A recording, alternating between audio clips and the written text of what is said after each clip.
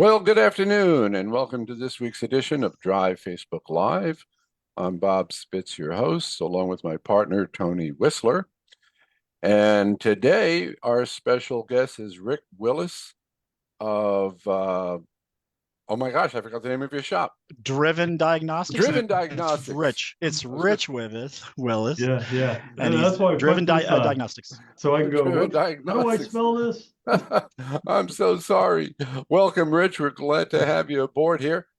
Rich, why don't you introduce yourself, where your shop's located, the kind of work you do, and all of that?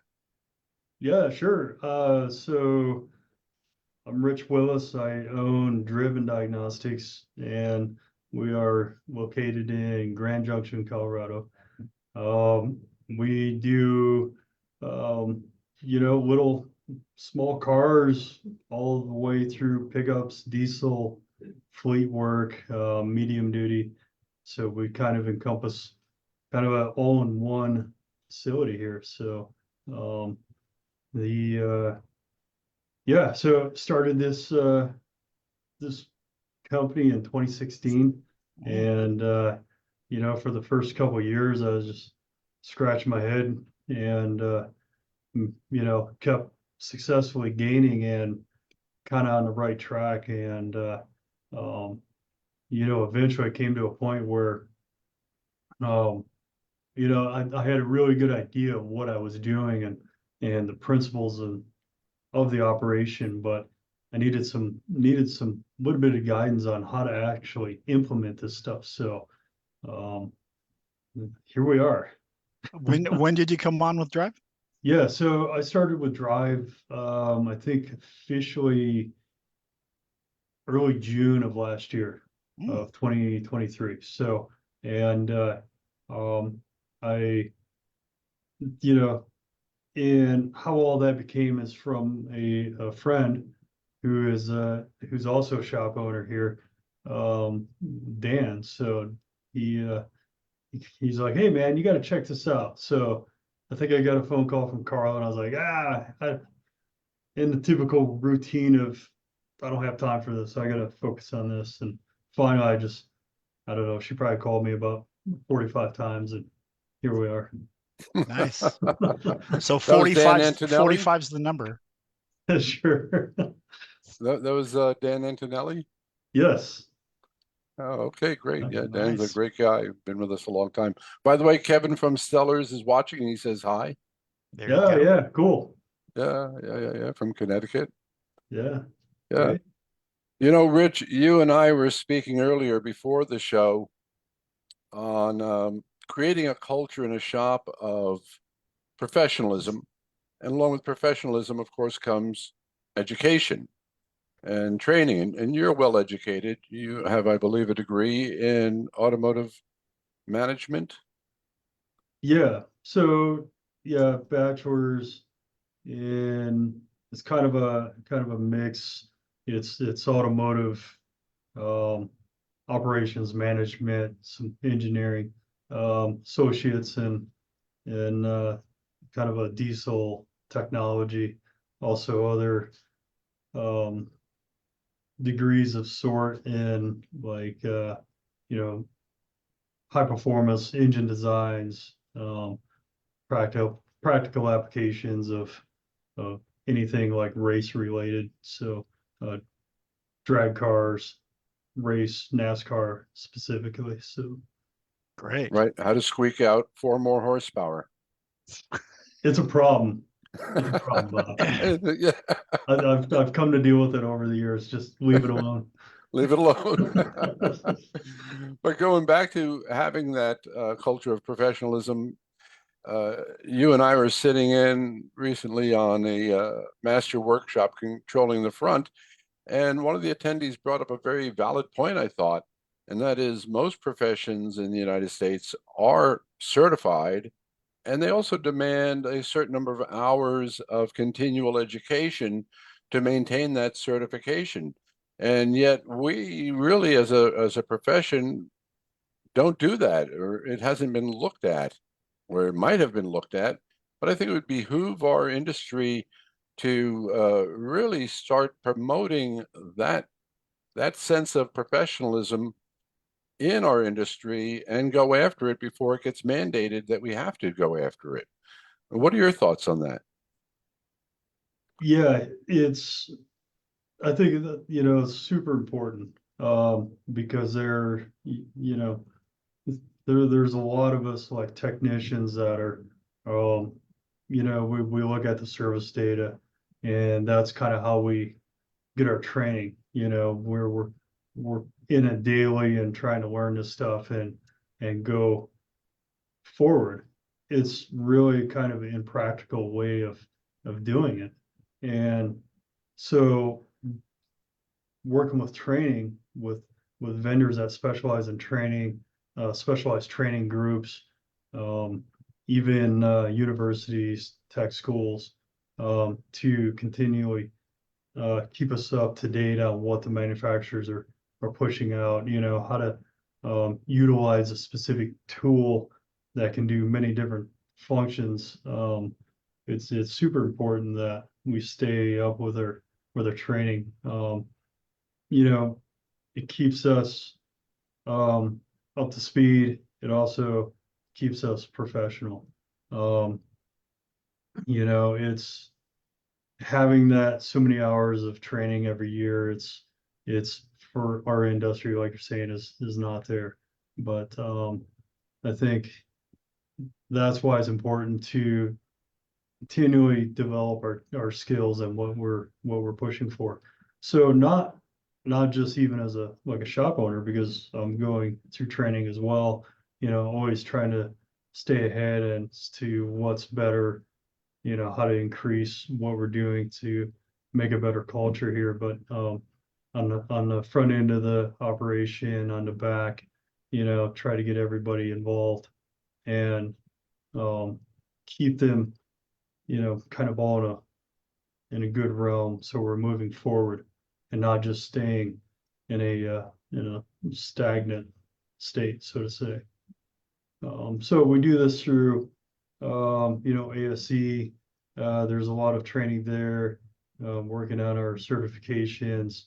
We also utilize the drive shops, workshops. The technicians, the front end, everybody goes through the training. So it's really a key thing. How do you incentivize Absolutely. them? How Yeah. Yeah, how do you get like, their buy-in? How do you get Sure. technicians so and your team's buy-in?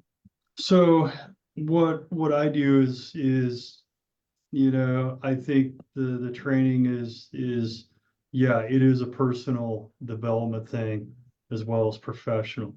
So to do this, we have plaques on the wall showing what everybody's achieved, but I also compensate them for their training time as well. So I want them to feel good to do this. I want them to get some kickback saying, hey, yeah, it's totally worth that. So, so compensate through the training that they do during that time. Also with merit increases. So, you can structure however, but for what we do is like each ASC certification in the A1 or T1 categories, and they'll get a merit increase on each of that to increase their base pay. Great. So, so the more they get, the obviously they can have a higher wage. Mhm. Right. Something you and I were talking about, besides actual factory training, when you worked for, say, a dealership and you went to Honda school or Mercedes school or whatever, and you're a factory certified technician. Outside of that, our main body for certification is the ASE, Automotive Service Excellence. But there seems to be in our industry kind of mixed ideas or feelings about the value of that. Where do you see the value of the ASE? Sure. It's I see that a lot of customers don't thoroughly understand what ASC is, which is fine. But I believe when they see the logo, they see the content that it represents professionalism, it represents knowledge. And, that it gives them that the extra clout saying, hey, these guys really know what they're doing. They have these certifications that proves that they're professionals. So, whereas you can go into a place and maybe they don't have those, they may not get the same type of feeling, you know. It's like being licensed and insured for other industries. It's there as a backer to say, this is why you choose us. Absolutely. I know that whenever I go to a new doctor and I'm waiting for him to show up in the exam room or whatever, I look at their certifications Exactly. and then I grill them on it. Where did you go to school? How did you do in school? Because, like a friend of mine who was a Harvard trained attorney, he said, Harvard Medical, there's a class of 100. Somebody in there was number 100. But the thing with if I, as a consumer, if I see a certification, it may be from some organization or something I'm totally unfamiliar with because I'm not familiar with the industry, but just the fact that there's a certification of some sort makes me feel a little better about things, without ever having to necessarily know what the alphabet soup letters stand for. Just knowing it. So I think that's important too. Yeah, and it's it also it helps us as a company provide other products to help back our service and what we're providing to people, through warranties. And it also invites other people to say, hey, look, we really like what you guys are doing. So is this something that we could kind of like piggyback on to what you guys are doing and offer our product if somebody would like? So, whether it's add-on extended warranties or financing or whatever, it's there to um, show professionalism and to the customer that it's a good choice. Are your techs better Absolutely. after they do that training? I'm just curious. Sorry, Bob. Do you feel like, when they do this ASE training, they're better techs now? Do you really feel like that? I think was a question that I've heard from other people. They go, well, does it have value? So I believe it does. And Great. what it does is it kind of like um, gives you a little different direction of thinking on whatever project that you're currently looking at. Um, so like there are times when we all get like just pinpoint laser beam focus on something. And when you do all this stuff routinely and consistently, um the you can kind of like step back and go, oh, I need to really probably take this direction here. So you can get a different out of the box approach to things. So I think it helps you just take a different approach as to how to solve the problem. Very cool. Well, that's what I always thought. It gives you a deeper understanding of the systems, how they work, why they work that way. And it allows a technician to get out of just being a parts changer, to really understand how this all works together. Because I don't think you could ever truly achieve being a master tech unless you're just one of those prodigy gifted people who out of the box understands all of that. I do believe there's great value, but of course, once they've attended the training, can they do the do? There it is. Yeah, exactly. So, and that's where it's just like continuing education with, how do you use this Pico oscilloscope, reviewing this stuff routinely. Um, and whatever you're doing, but it's consistent with let's review what we've done, some re-education, and also introducing new stuff into our daily roles. So, having refresher courses is always like, I mean, I go through it and I go, scratch my head and go, was that always in there? How did I miss that? Oh, absolutely. We've all been there. Yeah. So, Oh, by the yeah. way, Dan Antonelli is watching. He says his ears are burning. They should be. Dan Antonelli is watching. He says his ears are burning because you were talking about him. Yeah. And Deanna Cole says hi. Right. Yeah, friends of yours. Yeah. So let me ask you this, because as a shop owner and one who's obviously active in the business, as opposed to being a remote shop owner who's never there, how do you instill that feeling or that culture of education is really important to me and to this business, and I need you to embrace that? How can a shop owner really get that communication through to their people? I think, uh, what's the old slang term? It's just do as I say, not as I do. Mm, You just throw that out the window, because I really believe, like, if you can Oh go yeah, and show people that it's you know yeah, this is what we require, but I'm also a part of this. I'm also doing the same as you are. So, it's like, if you can go and be involved and display what you're working on, and you know kind of have everybody, you know join in within reason to the goal.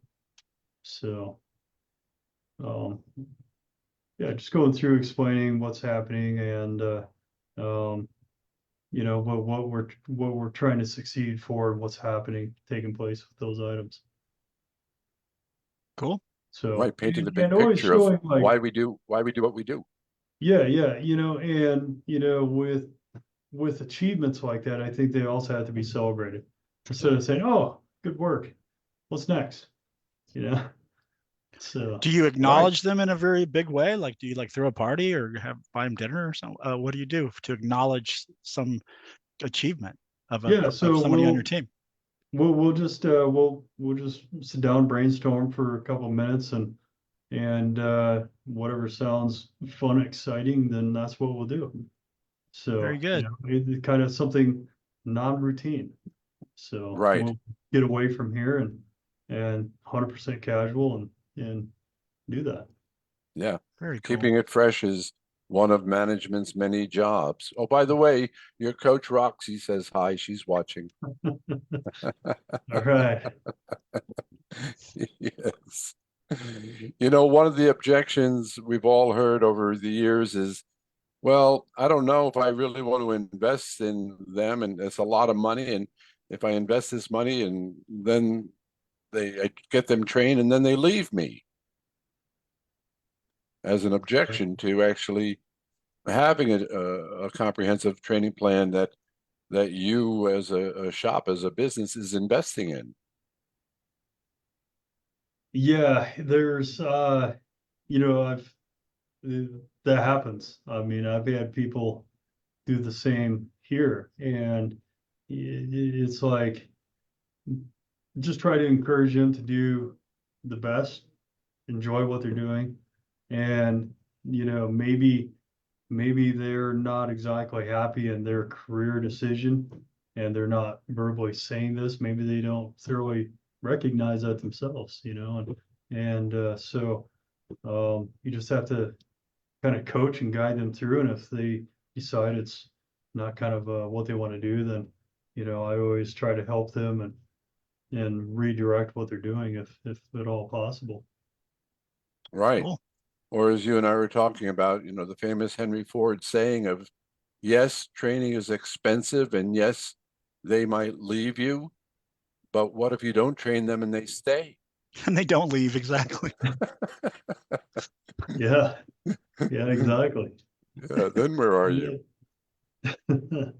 Yeah, it's um, for a lot of potential people coming in that want to join our organization, it's one of my quotes. I don't know if it's good. It's probably not great, but I reference KPIs as going to your doctor for a blood check.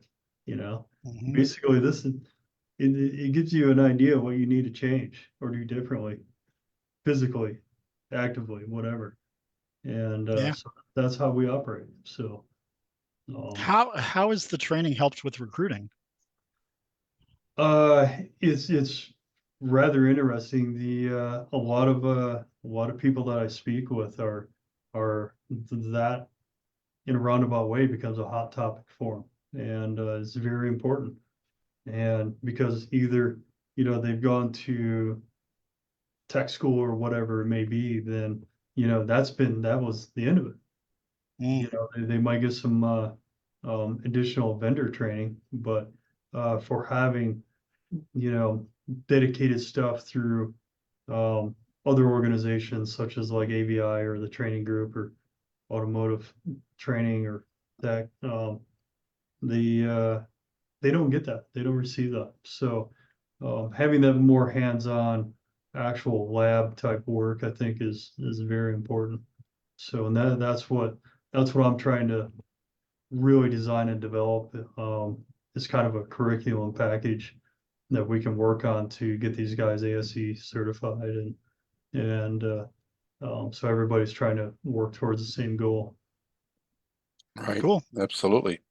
Now, you mentioned to Tony that you do reward them when they do achieve a certificate and a merit, basically a merit reward by increasing their pay if they've now received another ASE certification. Do you also contribute to their tuition? So all the training basically is company paid. Um, so anything that we do is something that I set up, I organize, and I handle there. Um, I am